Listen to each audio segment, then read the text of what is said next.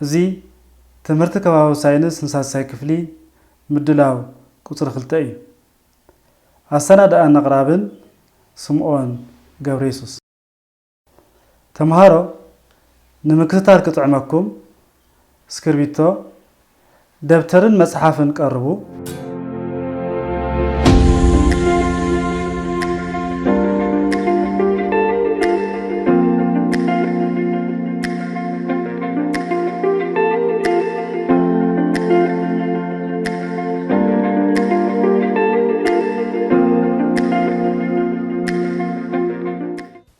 قريبكم دو صبو استي ابز حلف اوان كاب استمهاركم حطتات كحطكم يه نمملا استدالو حتى قطر حاده انتاينت مغبي غلصو انتاينت مغبي غلصو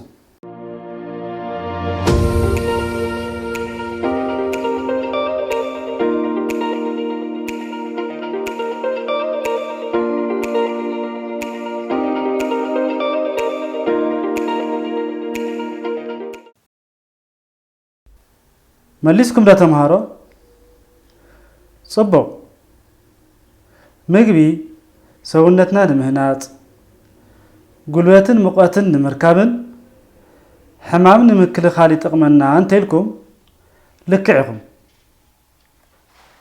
حتى قصر خلتا عصمات 4 يوم قجلتات مغبي زرزرو عصمات 4 يوم قجلتات مغبي زرزرو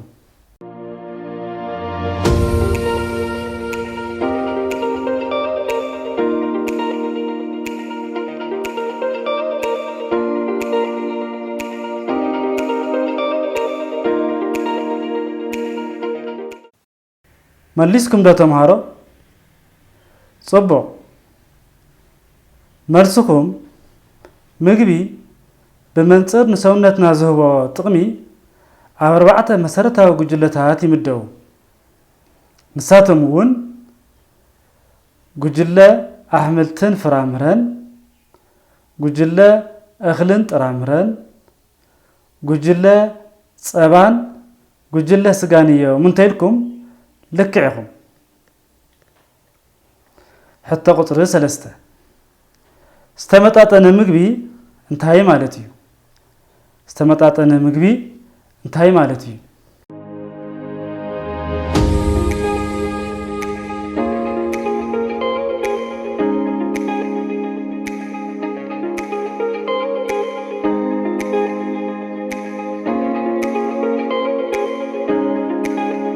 መልሱ استمጣጠነ ምግቢ ማለት ወሃብቲ ጉልበትን ሙቀትን ሃነስትን ተኸላኸልቲ ሕማምን ምግብታት بأخل متن أمال إذا حزم مجبي انتيلكم لكعكم حتى قصري 4 استمتعتنا مجبي نمنتاين مكة استمتعتنا مجبي نمنتاين مكة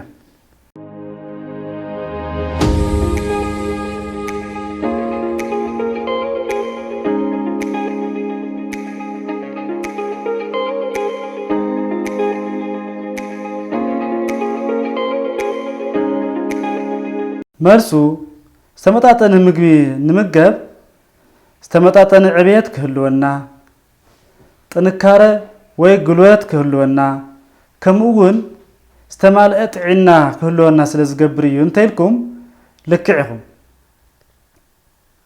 ተምሃሮ ናይ ሎሚ ዕለታዊ ትምህርትና ምዕራፍ 1 ምክንያታት ብክለት ምግቢ ዝብል ክንመሃሪና ብሁና ተኸታተሉ مبكال مغبي ማለት ንሰባት በምግብነት ዘገልግሉ ነገራት ሕማም ዘምጹ ተህዋስያን ተለኺፎም ኣብ ጥዕና ተመገብቲ ጉድኣት እንተብጽሑ እዩ ስለዚ ምክንያታት ብክለት ምግቢ ብዙሓት እዮም ካብኣቶም እዞም ስዕቡ ምጥቃስ ይከኣል ምግቢ ዝዳለወሎምን ዝቕመጠሎምን ኣቑሑ ገዛ ጽሬቱ ዘይምሕላው ምግቢ مستدالو نوح عوان تتصنيحو ምግቢ ዘዳሉ ሰብ ጽሬቱ ተዚሐልዩ እንተይበሰሉ ዝብልዑ ምግብታት ከም ኣሕምልትን ፍራምረን ብዝግባእ እንተዘይተሓጺቦምን ተዘይበሲሎምን እቲ ዝዳለዎ ምግቢ ብዘይ ምኽዳን ንሃመማ ንድድዕን ኣናጹን ካልኦት ነፍሳትን ተተቃሊዑ ምግቢ እነዳልወሉ ቦታ ጽሬቱ ዘይሓለወ ተዘይኾይኑ ምግቢ ንምድላው ንጥቀመሉ ማይ ጽሬቱ ዝሓለወ ተዘይኾይኑ ዝብሉ እዮም ተምሃሮ ዝተሐዚ ድማ ሳዕቤናት ብኽለት ምግቢ ዝብል ክንመሃሪና ብእውነ ተኸታተሉ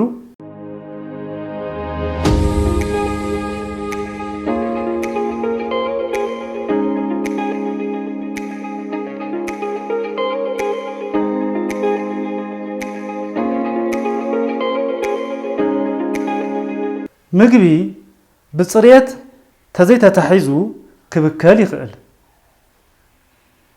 ዝተበከለ ምግቢ ተተመጊብና ድማ ንጥዕናና ጎዳኢ እዩ ስለዚ ብምኽንያት ዝተበከለ ማይን ምግብን ዝመጹ ሕማማት እዞም ዝስዕቡ እዮም ሓደ ሕማም ውጽዓት ካልኣይ ሕማም ኣጻዳፊ ተቕማጥን ተምላስን ሳልሳይ ሕማም ወስፋትን እዮም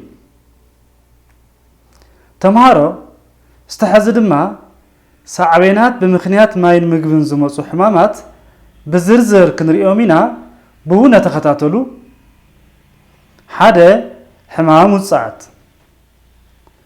ሕማም ውጽዓት ህጹጽ ማያዊ ውጽዓት የስዕብ መብዛሕትኡ ግዜ ኣብ ፍታን ደምን ንፋጥን ተሓዊሱ ይርአ ኣብ ከባቢ ከብዲ ሓያል ቁርፀት ድማ ይስዕብ ተምሃሮ እዚ ስዕብ ስእልስቲ ተዓዘቡ ጽቡቕ ተዓዚብኩም ዶ እዚ ስእሊ ሕማም ውጽዓት ዝሓዞ ሰብ ምዃኑ የርእየና ጽቡቕ ካልኣይ ሕማም ኣጻዳፊ ተቕማጥን ተምላስን ወይ ኮለርያ ሕማም ኣጻዳፊ ተቕማጥን ተምላስን ወይ ኮለርያ ብምኽንያት ብኽለት ማይን ምግብን ዝመጽእ ሕማም እዩ ልዑል ተቕማጥን ተምላስን ስለ ዘስዕብ ህጹጽ ሕክምና ድማ ይድሊ ተምሃሮ እዚ ስዕብ ምስልስቲ ተዓዘቡ እቲ ናይ መጀመርያ ስእሊ ኣጻዳፊ ተምላስ ዘርኢ ስእሊ እንትኸውን እቲ ካልኣዋይ ስእሊ ድማ ኣጻዳፊ ተቕማጥ ዘርኢ ስእሊ እዩ ሕማም ወስፋት ሕማም ወስፋት ዓይነት ሓሰኻ እዩ ኢድና እንቋቁሖ ወስፋት ዝተበከለ ሓመድ ንኽኢና ብማይን ሳሙናን ከይተሓፀብና ምግቢ እንተበሊዕና እቲ እንቋቁሖ ናብ ውሽጢ መዓንጣና ኣትዩ ናብ ዓብዪ ወስፋት ይዓብን ሕማም ይስዕብን ተምሃሮ እዚ ዝስዕብ ምስሊ ተዓዘቡ ተዓዚብኩም ዶ እዚ ዝረኣኹሞ ምስሊ ሓሰኻ ወስፋት እዩ ስለዚ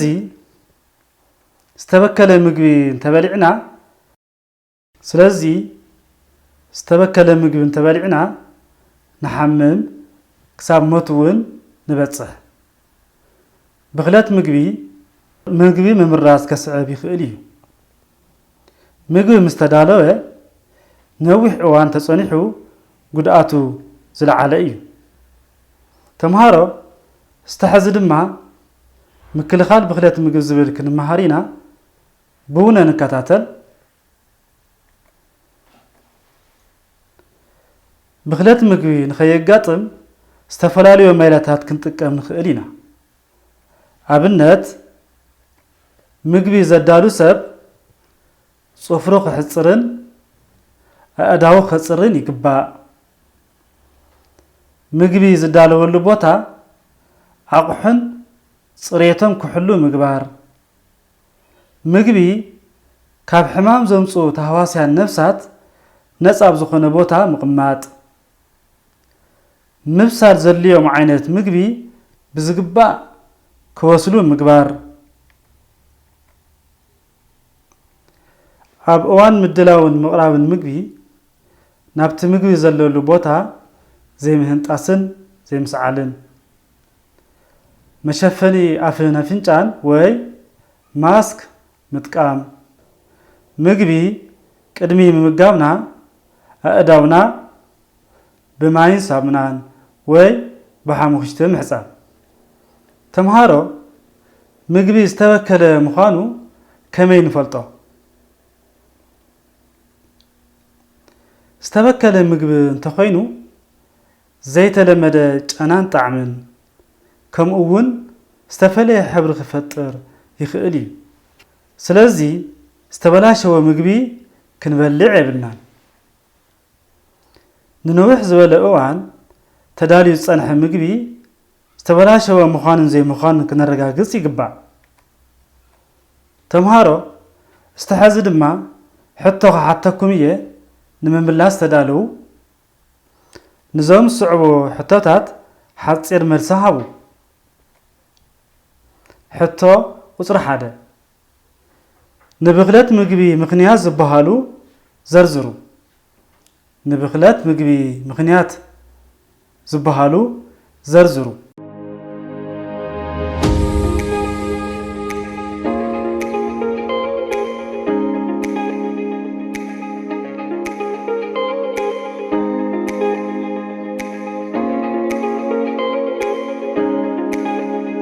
ጽቡቕ መሊስኩም ዶ?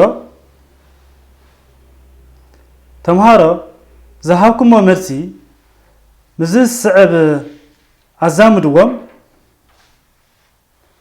ምግቢ ዝዳለወሎምን ዝቕመጠሎምን ኣቑሑ ገዛ ጽሬቶም ዘይምሕላው። ምግቢ ምስ ተዳለወ ንንውሕ ዝበለ እዋን ተጸኒሑ። ምግቢ ዘዳሉ ሰብ ጽሬቱ ተዘይሓልዩ። እንተይበሰሉ ዝብልዑ ምግብታት ከም ኣሕምልትን ፍረምረን ተዘይተሓፂቦምን ተዘይበሲሎምን።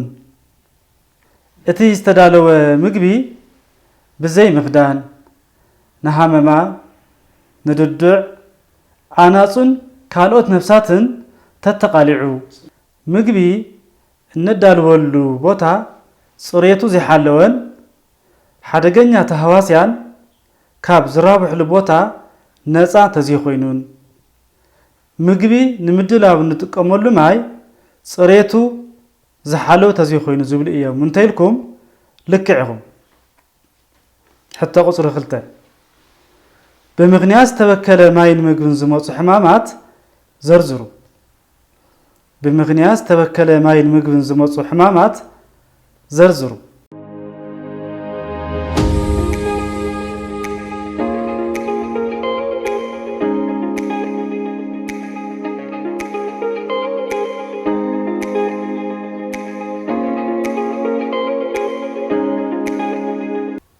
መልሱ ብምኽንያት ዝተበከለ ማይን ምግብን ዝመፁ ሕማማት ሕማም ውፅዓት፣ ሕማም ኣጻዳፊ ተቕማጥን ተምላስን፣ ሕማም ወስፋት እዮም እንተይልኩም ልክዕ ኢኹም። ጽቡቕ ተምሃሮ ኣብ መጽሓፍ ትምህርቲ ከባቢ ሳይንስ ሳሳይ ክፍሊ ዘሎ ትሕዝቶ ትምህርቲ ደጋጊምኩም አንብብዎ። ወለዲ ድማ ንደቅኹም ዘድሊ ሓገዝን ክትትልን ክትገብሩሎም ንሕብር። ናይ ሎሚ ዕለታዊ ትምህርትና ኣብዚ ይዛዘም። ኣብ ቀጻላይ ሰሙን ምዕራፍ 1 ጽሬት ከባቢና ዝብል ሒዝናልኩም ክሳብ ንቐርብ ሰላም ኩኑ።